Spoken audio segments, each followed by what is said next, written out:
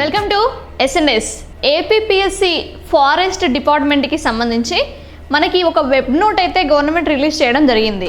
Okay, exam ఎప్పుడు ఉండబోతోంది, general స్టడీస్కి ఏ రకంగా ప్రిపేర్ అవ్వాలి, ఓకేనా, ఇచ్చిన సిలబస్లో ఎక్కువ వేటి మీద ఫోకస్ చేయాలి అనే దాని గురించి అయితే ఈ వీడియోలో చూద్దాము.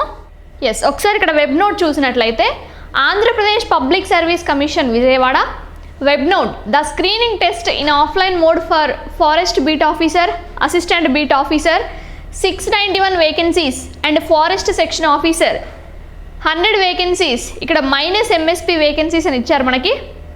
Is proposed to be held after July 15, ఓకేనా, 2025. The syllabus for the screening test for the said recruitments is available on the commission's website. ఇక్కడ ఇచ్చారనమాట. మనకి ఏంటి, ఇక్కడ July 15 తర్వాత ఈ విధంగా ఎగ్జామ్ అనేది కండక్ట్ చేయొచ్చు అనే న్యూస్ అయితే వచ్చింది. అదే అక్కడ వెబ్ నోట్లో ఉంది. ఇక్కడ ఏమి ఇచ్చారు, this is for information, the detailed notifications and dates will be given later. ఓకేనా, ఎగ్జామ్ డేట్స్ July 15 తర్వాత రావడం జరుగుతుంది. డీటెయిల్డ్ నోటిఫికేషన్ కూడా అప్పుడు ఇస్తారని చెప్తున్నారు. మనకు సిలబస్ అయితే రిలీజ్ అయిందండి. మనకు కావాల్సింది ఏంటి, నోటిఫికేషన్ ఎప్పుడు వస్తుంది కాదు, ఆ నోటిఫికేషన్కి సంబంధించిన సిలబస్ ఇంపార్టెంట్. ఎందుకంటే అది మనం కంప్లీట్ చేసుకొని రెడీగా ఉండాలి కదా, అది మనకి మెయిన్. రేపు ఎగ్జామ్ అని చెప్పినా కూడా ఈరోజే రెడీగా ఉండాలి రాయడం కోసము. ఓకే, సో దట్స్ వై మనకు సిలబస్ ఇంపార్టెంట్, ఎగ్జామ్ డేట్ అనేది కాదు.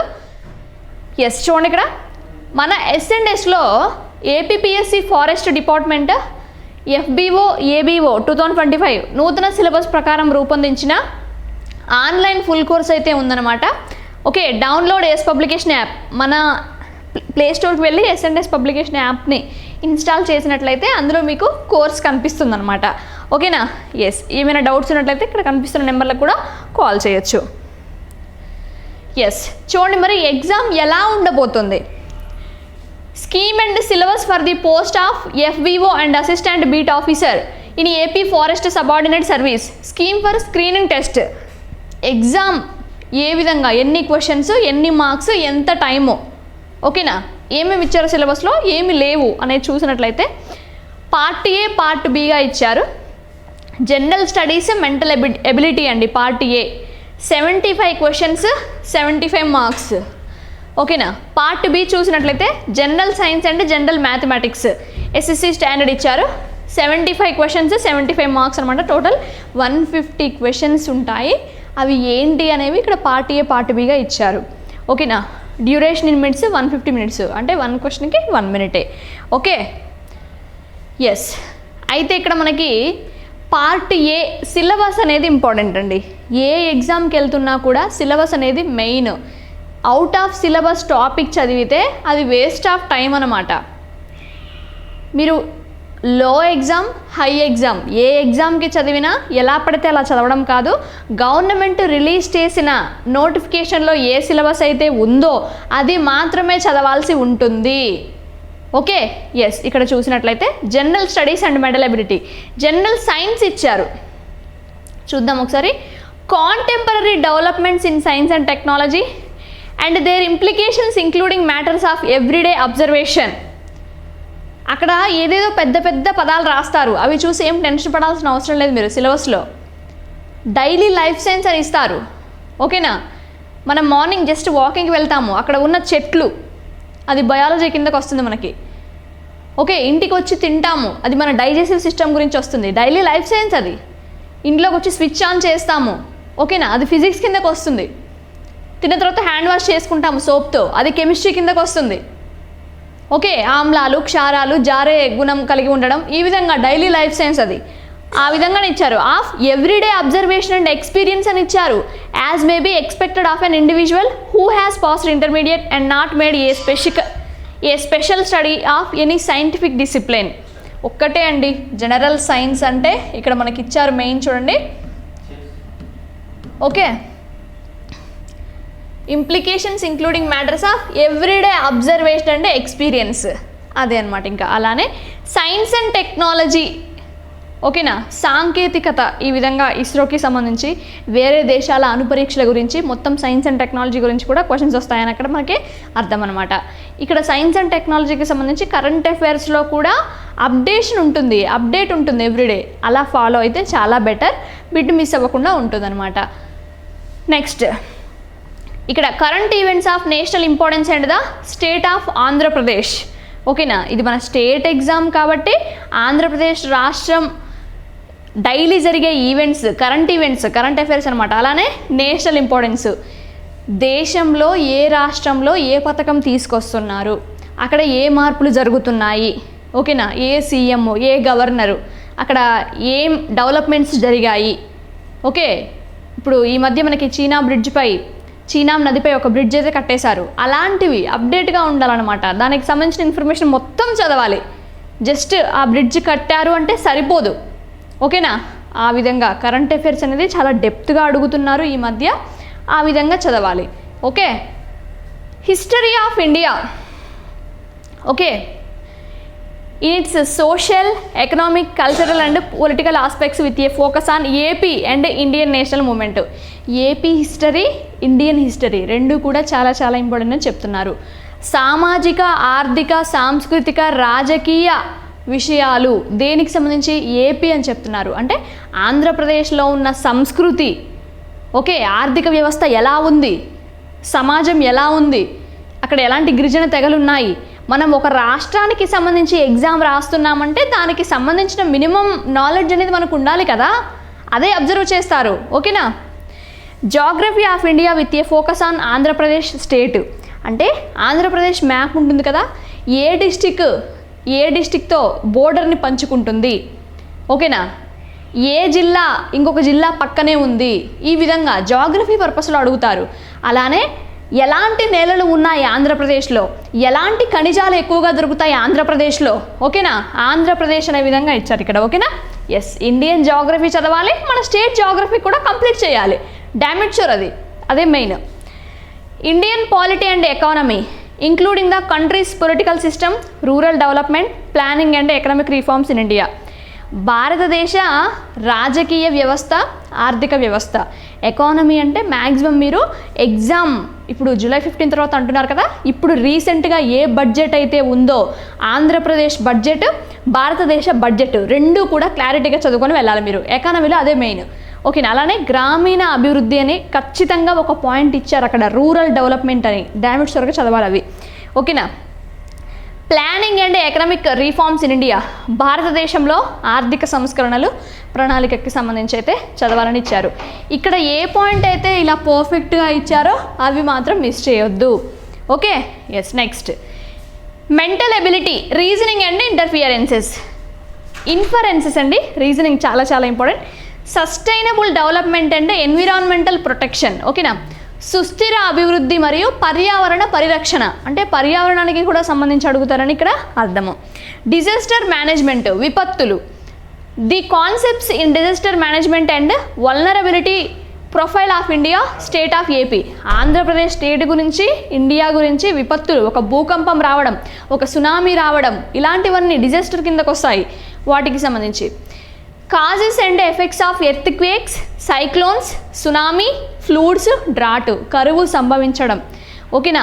అలానే ఎక్కువగా వరదలు రావడము. లాస్ట్ ఇయర్ విజయవాడ అతలాకుతలం అయిపోయింది, ఓకే, జనజీవనం అస్తవ్యస్తం అయిపోయింది. ఆ విధంగా అలాంటి వాటి మీద ఫోకస్ చేస్తారన్నమాట. ఓకే. సైక్లోన్స్, భూకంపాలు. Man made disasters, prevention strategies, mitigation strategies and mitigation measures అని చెప్తున్నారు. ఓకే. మానవుడు తయారు చేసిన వాటి ద్వారా వచ్చే విపత్తుల గురించి కూడా అడుగుతారని చెప్తున్నారు.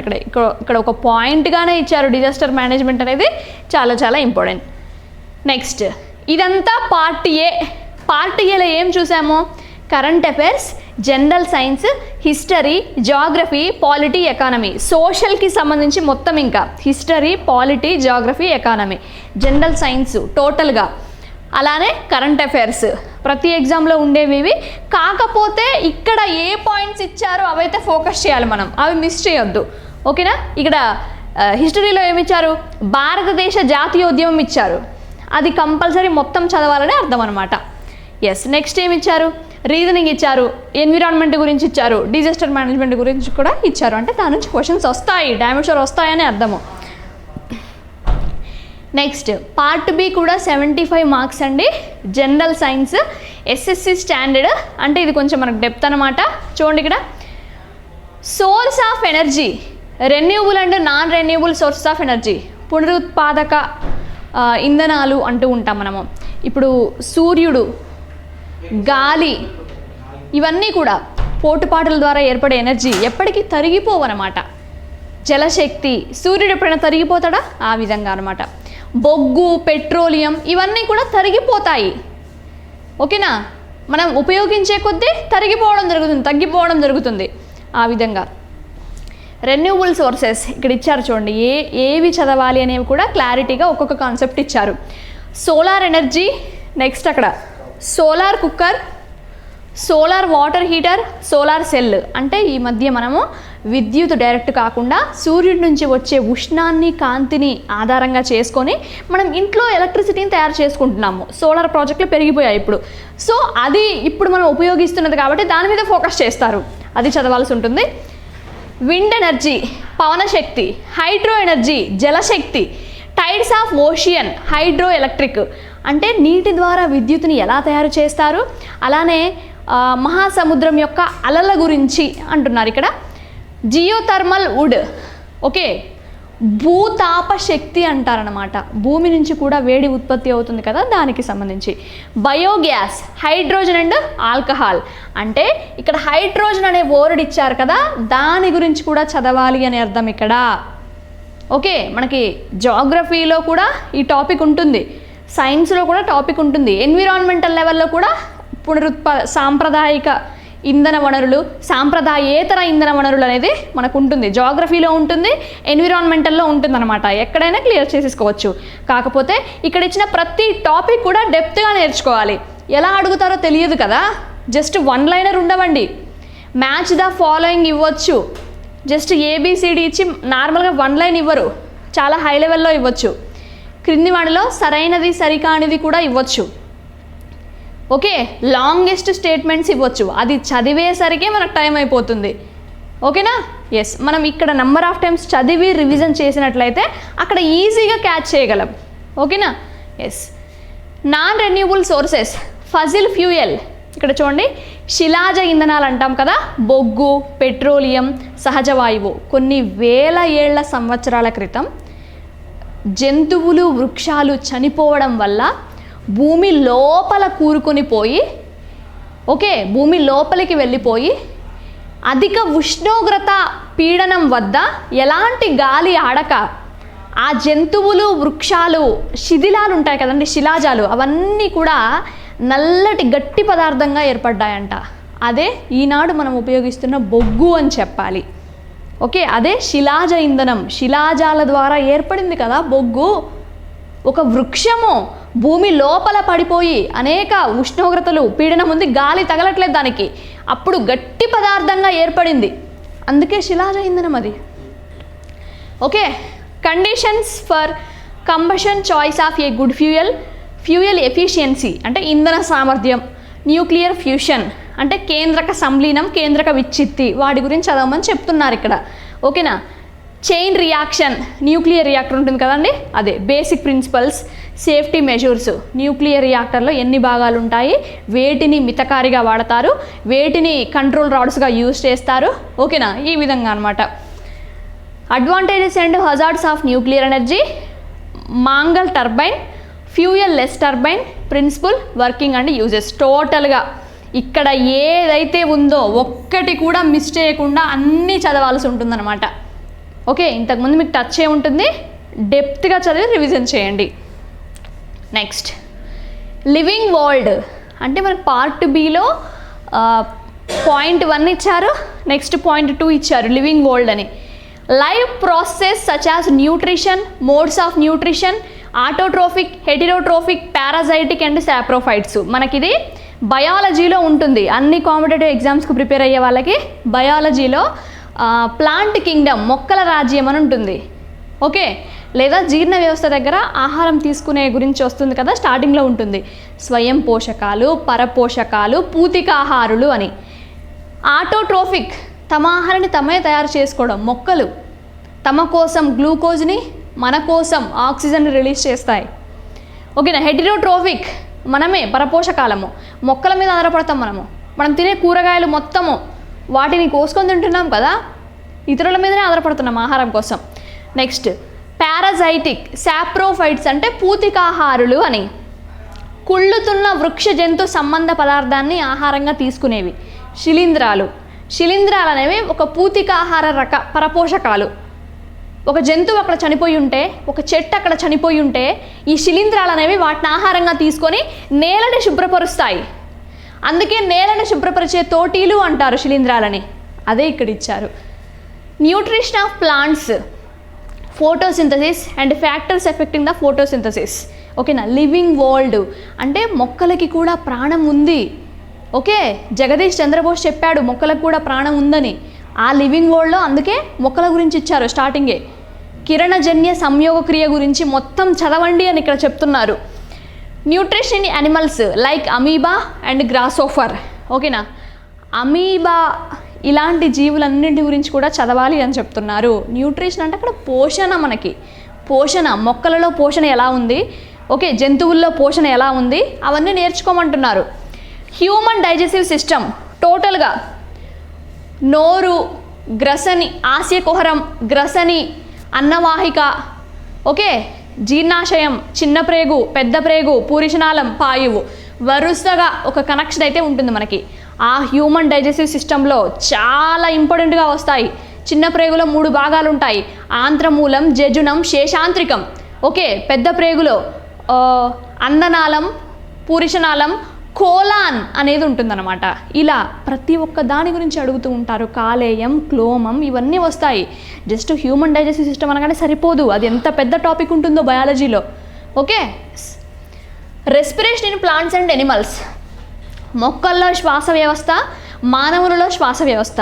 ముక్కు, గ్రసని, స్వరపేటిక, శ్వాసనాళం, వాయునాళం, ఊపిరితిత్తులు. ఆ విధంగా అదంతా పర్ఫెక్ట్గా నేర్చుకోవాలి. శ్వాస వ్యవస్థలో వచ్చే జబ్బులు ఏంటి, ఊపిరితిత్తుల యొక్క సామర్థ్యం ఎంత, ఏది పెద్దగా ఉంటుంది, ఏది చిన్నగా ఉంటుంది, అలానే ఎరోబిక్ రెస్పిరేషన్, ఎనరోబిక్ రెస్పిరేషన్. మనం బయాలజీ బుక్ తీసుకొని ఈ టాపిక్స్ అందులో టిక్ చేసుకుంటే ఒక్కొక్క టాపిక్ 20 పేజీల కంటే ఎక్కువే ఉంటుంది. అన్నీ చదవాల్సిందే. ఒక్కసారి ఎవ్వరికీ రాదు. ఒక్క నైట్లోనే మనమేం హై లెవెల్కి వెళ్ళిపోమండి. Time taking. ఓకే, నిదానంగా, ఓపిక, శ్రద్ధతో చదువుతున్నట్లయితే అదే ఏదో ఒక రోజు నిన్ను హై లెవెల్లో నిలబెడుతుంది. Type of respiration, aerobic and anaerobic respiration. ఇప్పుడే చెప్పాను కదా ఇక్కడ. Respiration through skin, gills, trachea, lungs. ఓకేనా. ఇప్పుడు కొన్ని జీవులలో ఇక్కడ ఇచ్చారు. వానపాము, చేపలు, గ్రాసోఫర్ మరియు మానవుడు. మనలో ఊపిరితిత్తుల ద్వారా జరుగుతుంది. కొన్ని జీవుల్లో చర్మం ద్వారా, మొప్పలు, చేపలలో మొప్పల ద్వారా ఇలా జరుగుతుంది కదా, అవి కూడా నేర్చుకోమంటున్నారు. Knowledge of structure and function of human respiratory system. మానవుని శ్వాస వ్యవస్థ యొక్క స్ట్రక్చర్ ఎలా ఉంటుంది అనే విధంగా కూడా. అంటే శ్వాసనాళికల లోపల ఎలా ఉంటుందంటే ఆల్వోయిలీ ఉంటాయి, టెన్నిస్ కోర్టు వలె ఉంటాయన్నమాట అవి మన లోపల సిస్టమ్ అనేది. ఆ విధంగా స్ట్రక్చర్ నేర్చుకోమంటున్నారు. ఎస్, ఇదండి. ఇది మొత్తం బయాలజీ కిందకు వస్తుంది, మనకి మొత్తము క్లియర్ అయిపోతుంది, డోంట్ వరీ. ఎస్, ఇక్కడ కూడా ఇది కూడా ఎన్విరాన్మెంటల్లో క్లియర్ అవుతుంది. ఓకే, సాంప్రదాయక వనరులు, సాంప్రదాయేతర ఇంధన వనరులు. Next transportation and excretion. Transportation and plants and animals, water, minerals, food. మొక్కలలో, జంతువులలో మనం తీసుకున్న నీరు, ఆహారం ఎలా ట్రావెల్ అవుతున్నాయి.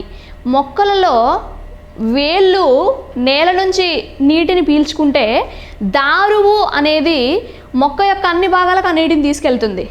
మొక్కలలో పోషక కణజాలం ఆకులో ఫుడ్ తయారైతే ప్లాంట్ యొక్క అన్ని పార్ట్స్కి తీసుకెళ్తుంది. మనలో కూడా ఇక్కడ వాటర్ వెళ్ళడానికి, శ్వాస తీసుకోవడానికి, ఫుడ్ వెళ్ళడానికి ఒక పార్ట్స్ ఉంటాయి. మనకి తినేటప్పుడు మాట్లాడితే పొర పోయింది, పొల మారింది అంటూ ఉంటారు. ఓకేనా. ఆ విధంగా ఇక్కడ ఆక్సిజన్ కార్బన్ డైఆక్సైడ్ వెళ్ళే దారి వేరు, మన ఫుడ్ వెళ్ళే దారి వేరు. ఆ విధంగా ఎలా ట్రావెల్ అవుతాయి అనేది. Transportation in human, composition and function of blood, clotting of blood, blood transfusion of blood, heart structure and functions of blood vessel. ఓకేనా, ఇక్కడ ఏమి ఇచ్చారు? రక్తము, రక్తనాళాలు, రక్త వర్గాలు, గుండె, ఈ విధంగా ఆ రక్త ప్రసరణ వ్యవస్థ గురించి మొత్తం నేర్చుకోవాలని ఇక్కడ ఇచ్చారు. Excretion in animals, amoeba and earthworm. Excretion in human, osmoregulation, osmoregulation. ఓకేనా, ఎక్స్క్రీషన్ అంటే విసర్జన. ఇక్కడ థర్డ్ టాపిక్ ఏంటి అంటే రవాణా మరియు విసర్జన అని. ఓకేనా, తీసుకున్న ఫుడ్ ఎలా రవాణా అవుతుంది మొక్కలలో, జంతువుల్లో, అలానే ఈ బ్లడ్ ఎలా రవాణా అవుతుంది అనేది అడిగారు. ఎక్స్క్రీషన్ అంటే మరి విసర్జన, తిన్న ఫుడ్ ఎలా బయటికి వెళ్ళిపోతుంది అనే విధంగా. Nervous system and hormones in human reflex action. ఓకేనా, నాడీ వ్యవస్థ, మెదడు, వెన్నుపాము గురించి నేర్చుకోమంటున్నారు. ఇక్కడ బయాలజీ బుక్ మొత్తం చదవాల్సిందే మీరు, ఇంకా టాపిక్స్ ఇచ్చారు ఇక్కడ. హార్మోన్స్ అండి, హార్మోన్స్ గురించి చాలా చాలా ఇంపార్టెంట్. అంతఃస్రావిక వ్యవస్థ ఉంటుంది మనకి. ఓకే, అదే. ఎస్, ఫోర్త్ ఏమి ఇచ్చారు? Reproduction, growth, heredity and evaluation. Reproduction and growth. Types of reproduction అంటే ప్రత్యుత్పత్తి వ్యవస్థ రకాలు ఇచ్చారు. అసెక్సువల్, అలైంగిక ప్రత్యుత్పత్తి. ఫిషన్, బడ్డింగ్, ద్విధా విచ్ఛిత్తి అంటారు. రీజనరేషన్, పునరుత్పత్తి. వెజిటేటివ్ ప్రొపగేషన్, శాఖీయ ప్రత్యుత్పత్తి ఇన్ ప్లాంట్స్. మనలో అలైంగిక, లైంగిక ప్రత్యుత్పత్తి, మరి మొక్కలలో శాఖీయ ప్రత్యుత్పత్తి ఉంటుంది. Okay, cutting, grafting and layering, parthenogenesis అని చెప్పాలి. ఓకే, పార్థినోజెనసిస్ ఇవన్నీ కూడా మొక్కలకి సంబంధించింది, చాలా ఇంపార్టెంట్. అంటే మల్లె మొక్కని, గులాబీ మొక్కని ఒక రకంగా పెంచాల్సి ఉంటుంది. ఓకే, మొక్కలని అంటు కట్టడం, అంటు తొక్కడం, ఈ విధంగా ఛేదనం అని రకాలు ఉంటాయి. అది నేర్చుకోమని చెప్తున్నారు ఇక్కడ మొక్కల గురించి. ఓకేనా. Sexual reproduction and its significance, reproductive parts of plants, pollination and fertilisation. Okay, లైంగిక ప్రత్యుత్పత్తి గురించి ఇచ్చారు. ఇక్కడ ఏంటి? పరాగ సంపర్కం గురించి ఇచ్చారు. మొక్కలలో మనకి అండకోశం, కేసరావళి అని లైంగిక అవయవాలు ఉంటాయి, ఒక పుష్పంలో ఉంటాయి, ఫ్లవర్లో, వాటి గురించి ఇక్కడ ఇవ్వడం జరిగింది. పాలినేషన్, పరాగ సంపర్కం. Okay, human reproductive system, mental and physical change during human development. ఓకేనా, మానవుని ప్రత్యుత్పత్తి వ్యవస్థ గురించి మొత్తం నేర్చుకోవాల్సిందే. బేబీ ఫామ్ అవుతుంది, ఒక ఫీమేల్ స్టమక్లో, యుటెరస్లో బేబీ ఫామ్ అవుతుంది. ఏ వారంలో బేబీలో ఏం ఏర్పడతాయి, దంతాలు ఎప్పుడు ఏర్పడతాయి, కనుబొమ్మలు ఎప్పుడు ఏర్పడతాయి, హెయిర్ ఎప్పుడు వస్తుంది, ఓకేనా, హార్ట్ ఎప్పుడు ఏర్పడుతుంది, హార్ట్ బీట్ ఎప్పుడు స్టార్ట్ అవుతుంది. ఓకేనా, ఇవన్నీ తెలుసుకోవాలన్నమాట, చాలా డెప్త్గా, పైన అస్సలు కాదండి. Heredity and evolution, heredity and variations, వారసత్వం మరియు పరిణామం అండి, వంశం, జన్యు సిస్టమ్ గురించి ఇదంతా. Physical basis of heredity, chromosomes. పురుషునిలో XY క్రోమోజోమ్స్ ఉంటాయి, స్త్రీలలో XX క్రోమోజోమ్స్ ఉంటాయి. ఒక మేల్ ఫీమేల్ కలిసినప్పుడు మేల్లో ఉన్న Y క్రోమోజోమ్ ఫీమేల్లో ఉన్న X క్రోమోజోమ్కి యాడ్ అయితే అక్కడ రిజల్ట్ బేబీ బాయ్. ఓకే, ఇక్కడ స్త్రీలదేం తప్పు ఉండదు. అక్కడ సైన్స్గా మనం చదువుకున్న స్టూడెంట్స్గా విలేజ్లో ఉన్న వాళ్ళకి అవగాహన కలిగించాలి. ఓకే, మేల్లో ఉన్న XX ఫీమేల్లో ఉన్న Xతో కలిస్తే అక్కడ result baby girl. Okay, yes, ఆ విధంగా నేర్చుకోవాలి క్రోమోజోమ్స్ గురించి. DNA, deoxyribonucleic acid, elementary knowledge మామూలుగా పైపైన నేర్చుకోమంటున్నారు, అలానే మనం వదిలేయొద్దు, హై లెవెల్లో వస్తాయి ఒక్కోసారి. Jeans, sex determination, elementary knowledge of evaluation, జీవ పరిణామ సిద్ధాంతం, చార్లెస్ డార్విన్ అంటాము. ఓకేనా, అసలు జీవం ఎలా ఏర్పడింది, ఆ విధంగా ఒక 2 లెసన్స్ అయితే ఉంటాయి మనకి, అవన్నీ కూడా చదువుకోవాల్సిందే. ఓకేనా. Yes, natural resources, metals, non metals, ores and minerals, metallurgy, enrichment of ores, extraction of metal from ores, refinement and purification of metal with reference to iron and aluminium, activity series of metals, general properties and corrosion of metals, alloys, components, properties and uses of steel, stainless steel, brass, magnesium, alloys of gold. ఇక్కడ ఏంటి అంటే మనకి కెమిస్ట్రీలో లోహ సంగ్రహణ శాస్త్రం అని ఉంటుంది. అందులో ప్రతి ఒక్క లోహం గురించి నేర్చుకోవాలి. మరి లోహాన్ని వెంటనే కనుగొంటారా? భూమి లోపల అనేక మలినాలతో కలిసి ఒక ధాతువు ఉంటుంది, బాక్సైట్. ఆ బాక్సైట్ని బయటికి తీసి మలినాలన్నింటినీ క్లీన్ చేసి దాని నుంచి అల్యూమినియంని తీస్తారు. ఓకేనా? ఇలా అన్నిటి గురించి నేర్చుకోవాలని చెప్తున్నారు. లోహాల గురించి, లోహాన్ని అసలు ఎలా శుద్ధి చేస్తారు, ఎలా తయారవుతుంది లోహం, అవన్నీ. Non metals, importance and general properties, method of preparation of హైడ్రోజన్ని ఎలా తయారు చేసే పద్ధతి ఏంటి అది నేర్చుకోవాలంట. Properties and its uses, manufacturing of అమ్మోనియాని ఎలా తయారు చేస్తారు, ఓన్లీ రియాక్షన్ ద్వారానే ఇచ్చారు ఇక్కడ క్లారిటీగా. రియాక్షన్స్ అడుగుతారండి, ఈక్వేషన్ బ్యాలెన్సింగ్ రావాలి. అక్కడ క్రియాజన్యాలు ఇచ్చి క్రియాజనకాలు అడుగుతారు. అక్కడ ఆలోచించే టైం ఉండదు ఎగ్జామ్లో. ఓకే, ఇక్కడ నెంబర్ ఆఫ్ టైమ్స్ మనం ఈక్వేషన్ బ్యాలెన్స్ నేర్చుకుంటేనే అక్కడ గన్ షాట్గా ఆన్సర్ చేసేయచ్చు. Properties and uses, sulphur occurrence, extraction, properties, allotropy and effects of heat and uses. Okay, sulphur గురించి, అమ్మోనియా గురించి, ఇక్కడ ఐరన్ అండ్ అల్యూమినియం గురించి, స్టీలు, ఉక్కు అంటాం మనం, బ్రాస్, ఇత్తడి, మ్యాగ్నీషియం, అల్లాయ్స్ ఆఫ్ గోల్డ్. ఇక్కడ ఏ మెటల్ ఏ నాన్ మెటల్ అయితే అక్కడ మెన్షన్ చేశారో ఫస్ట్ అవి కంప్లీట్ చేయండి, తర్వాత వేరేవి నేర్చుకోండి. ఓకేనా? Yes. Properties and uses of sulphur dioxide SO2, manufacture of sulphuric acid H2SO4. H2SO4ని ఎలా తయారు చేస్తారు, రియాక్షన్స్ ద్వారా నేర్చుకోండి అంటున్నారు. ఓకే, చాలా చాలా ఇంపార్టెంట్ కెమిస్ట్రీలో ఇవి. రియాక్షన్స్ ఇంపార్టెంట్, లోహాన్ని ఎలా తయారు చేస్తారు అనేది ఇంపార్టెంట్. అక్కడ ఐరన్ ఇచ్చారా మనకి, చేత ఇనుము, శుద్ధ ఇనుము, పోత ఇనుము అని ఉంటాయి. ఏ డిగ్రీ సెల్సియస్ దగ్గర ఏ ఇనుము తయారవుతుంది అవన్నీ నేర్చుకోవాలి. ఓకేనా? Carbon compounds, functional groups, only oxygen containing alcohols, preparation, properties and uses, preparation methods, properties and uses of formaldehyde, acetone, acetic acid, acetone, alcohols, some common synthetic polymers, soaps, detergents. మనకి ఇది కెమిస్ట్రీలో last lesson అయితే ఉంటుందన్నమాట, plastics, polymers. ఓకేనా? PVC, polyvinyl chloride అని ఇలా అన్నీ ఉంటాయి. సోప్స్, డిటర్జెంట్స్ గురించి కూడా చాలా చాలా ఇంపార్టెంట్. ఏది ఎక్కువ నురగనిస్తుంది, ఏది మంచిది కాదు అనేది మనకి క్లాసిఫికేషన్ ఉంటుంది రెండింటి గురించి, వెరీ వెరీ ఇంపార్టెంట్. ఓకేనా? ఆల్కహాల్ ఫంక్షనల్ గ్రూప్స్ అనేది ఒక టాబులర్ ఫామే ఉంటుంది కెమిస్ట్రీలో. ఓకేనా? ఈ విధంగా ఇలా ఉంటాయి, నార్మల్గా వేసినది. ఇవన్నీ నేర్చుకోవాలి. Okay, yes. 7th ఏమి ఇచ్చారు? ఎన్విరాన్మెంట్ అండ్ ఎన్విరాన్మెంటల్ ప్రాబ్లమ్స్, పర్యావరణ సమస్యలు, causes, prevention and control of environmental problems, land, water, air, noise pollution and accumulation of waste materials. Okay, పర్యావరణ సమస్యలు, భూ కాలుష్యం, నీటి కాలుష్యం, వాయు కాలుష్యం, శబ్ద కాలుష్యం, వీటన్నిటి గురించి నేర్చుకోవాలి. Biodegradable and non biodegradable materials, జీవక్షయీకృత అంటాము వాటి గురించి. కొన్ని భూమిలో కలిసిపోతాయి, కొన్ని భూమిలో కలవవు, మనం ఆ వస్తువుని ఉపయోగించి పడేసిన తర్వాత. దాని గురించి. Interaction between biotic and non biotic components of ecosystem, ఆవరణ వ్యవస్థ, మన చుట్టూ ఆవరించి ఉన్న జంతు జీవాలు, వృక్షాలు, దాని గురించి. Ecological balance, efforts and measures of conservation of environment, పర్యావరణానికి సంబంధించి. ఇక్కడ ఏ టాపిక్స్ ఉన్నాయో పర్యావరణం అనే ఒక బుక్ తీసుకున్నప్పుడు ఇవన్నీ ఇండెక్స్ సిలబస్లో మనకు కనిపిస్తాయి. ఇవి చూసి అందులో టిక్ చేసుకోండి, అవి చూసి ఇందులో కాదు.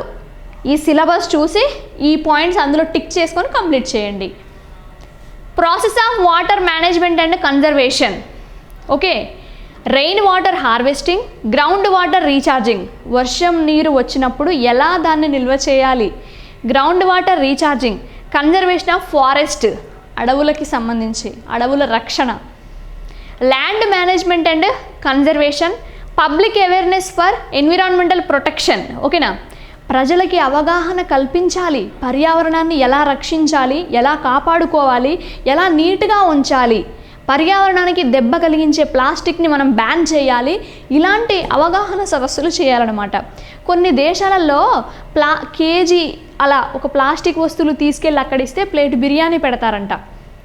ఓకేనా, అలాంటి పథకాలు తీసుకొచ్చినప్పుడు ప్రజలు ఎక్కువ అట్రాక్ట్ అవుతున్నారు. అలాంటివి కూడా చేస్తే చాలా బెటర్ అండి. అప్పుడు మాత్రమే, ఇప్పుడు ప్రజలు ఎలా అంటే వాళ్ళకి ఈ పని చేసినప్పుడు ఏదో ఒక లాభం వస్తేనే ఈ పని చేయడానికి వాళ్ళు ముందడుగు వేస్తారు. సో ఆ విధంగా గ్రీన్ హౌస్ ఎఫెక్ట్ గురించి, గ్లోబల్ వార్మింగ్ గురించి, భూమి ఎందుకు ఎక్కువగా వేడెక్కుతుంది, మనం చేసే కార్యకలాపాల వల్ల, ఏసీల వల్ల, ఫ్రిడ్జెస్ వల్ల, ఓకేనా, వీటన్నిటి వల్ల radiation. Okay, ozone layer depletion, ozone layer గురించి, ఎసిడ్ రైన్, ఆమ్ల వర్షాల గురించి. నెక్స్ట్ చూడండి, ethnobotany, morphological study of medicinal plants, their classification on the basis of their use and life span. Study of botanical names and medicinal use of the following seasonal and perennial plants. Botanical names అంటే మనకి దానికి సంబంధించి ఒక జీవ name అయితే ఉంటుంది, అవి నేర్చుకోవాల్సి ఉంటుందన్నమాట. ఓకే, ఎస్, ఒక ప్లాంట్కి సంబంధించి అలానే వెజిటేబుల్స్, ఫ్రూట్స్ ఉంటాయి, వాటికి కూడా కొన్ని శాస్త్రీయ నామాలు ఉంటాయి, అవి కూడా అడుగుతారనమాట. ఎస్, ఇక్కడ ఇప్పటి వరకు ఏం చూసాం మనము, టోటల్గా సైన్స్కి సంబంధించి, ఓకేనా, కెమిస్ట్రీకి సంబంధించి, అలానే బయాలజీకి సంబంధించి, ఎన్విరాన్మెంట్కి సంబంధించి, డిజాస్టర్కి సంబంధించి ఇచ్చిన సిలబస్లో ప్రతి పాయింట్ కూడా మీకు చెప్పడం జరిగింది. నెక్స్ట్ ఏంటి, ఇక్కడ మీకు ఆర్థమెటిక్ కూడా ఇచ్చారు. ఓకే, ఆర్థమెటిక్లో ప్రతి పాయింట్లో ఏవైతే ఇచ్చారో అన్నీ కూడా క్లియర్ చేయాలన్నమాట.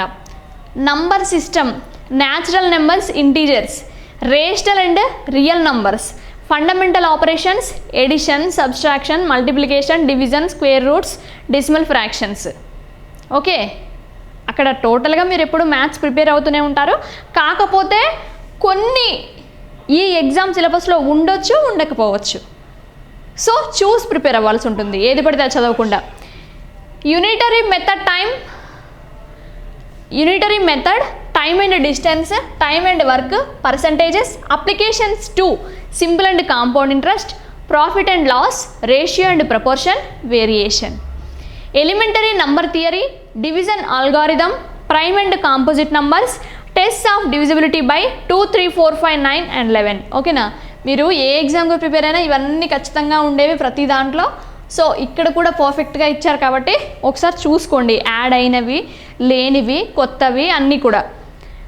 Multiples and factors, factorization theorem, HCF and LCM, Euclidean algorithm, logarithms to base 10, laws of logarithms, use of logarithmic tables. Okay, next ఇక్కడ ఫస్ట్ అర్థమెటిక్ ఇచ్చారు ఫస్ట్ పాయింట్గా. నెక్స్ట్ జామెట్రీలో చూసినట్లయితే లైన్స్ అండ్ యాంగిల్స్, రేఖలు మరియు కోణాలు, plane and plane figures, theorems on properties of angles at a point, parallel lines, సమాంతర రేఖలు అంటాం కదా, sides and angles of a triangle, congruency of triangles, similar triangles, concurrence of medians and altitudes, properties of angles, sides and diagonals of a parallelogram, rectangle and square. ఓకేనా, ప్రతి ఒక్కటి చదవాల్సిందే, ఏది కూడా అక్కడ డిలీట్ లేదు. Circles and its properties including tangents and normals, లోకి. Okay, next ఇక్కడ స్టాటిస్టిక్స్ కూడా ఇచ్చారు లాస్ట్ చూసుకున్నట్లయితే ఇంకా. Okay, collection and statistical data, graphical representation, frequency polygons, histograms, bar charts, pie charts, ETC. ఇది లాస్ట్కి ఉందని దీన్ని నెగ్లెక్ట్ చేసి చూడొద్దండి. ఇందులో ఒక్క టాపిక్ గురించి ఇచ్చినా కూడా ఒక్క పాయింట్ మనం గెయిన్ చేసినట్టే. Okay, measures of central tendency. Okay, yes, ఇది దీనికి సంబంధించిన ఇన్ఫర్మేషన్ టోటల్గా. ఓకే, ప్రతి ఒక్క సబ్జెక్టులో సిలబస్ గురించి అన్నీ చెప్పడం జరిగిందనమాట. ఓకే, అన్నీ కూడా పర్ఫెక్ట్గా సిలబస్లో ఏదైతే ఇస్తారో సిలబస్ షీట్ పక్కన పెట్టుకొని దానికి సంబంధించిన బుక్స్ పక్కన పెట్టుకొని సిలబస్లో చూసి అందులో టిక్ చేసుకొని అన్నీ కూడా నెంబర్ ఆఫ్ టైమ్స్ రివిజన్ చేసినట్లయితే మీరు మీ లక్ష్యాన్ని అయితే రీచ్ అవ్వగలరు. Okay, all the best to all. Thank you.